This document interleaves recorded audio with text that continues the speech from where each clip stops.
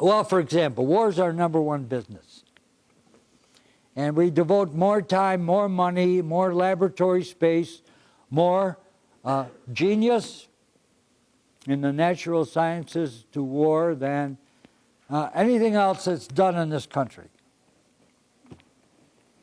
In the bloody 20th century, over 200 million people have been killed in war. Our country has killed a disproportionate number. From World War I through World War II, Korea, Vietnam, Iraq, Yugoslavia. One of the reasons we walked into Yugoslavia, the Germans with us, cheek by jowl, was because socialism was abhorrent to us. We hate it. We hate it.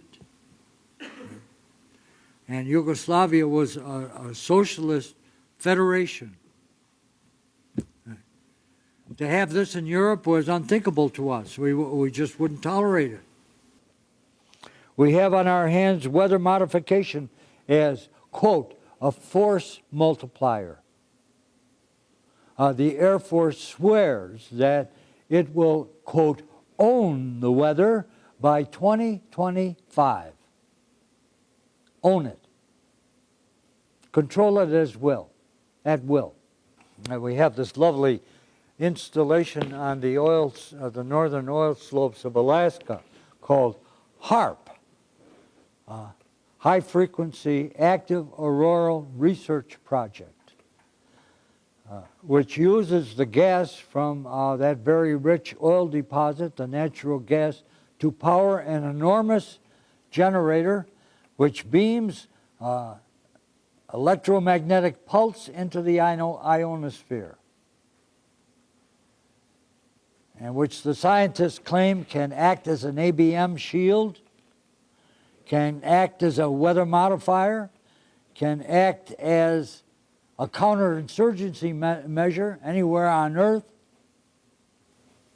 I hope that some of you have read as to what electromagnetic beams can do to any of us in our physical, emotional, and spiritual makeup. Last December, they had an odd snowstorm in Phoenix, Arizona on December 7th, the anniversary of Pearl Harbor. And I suppose there was some significance attached to that. But a violent snowstorm hit the area, a very, very rare thing. And there was no wind. And furthermore, the snow was falling horizontally with no wind. And a very, very thoughtful guy, said something extremely wrong and evil and distorted is happening here.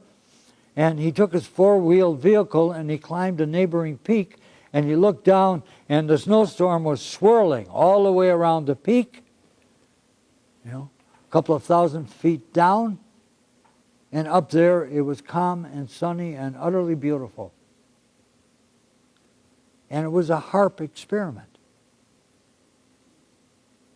So we'll own the weather by 2025. And you and I, unless we do a lot of digging and a lot of homework and take our responsibilities seriously, will know very little about it.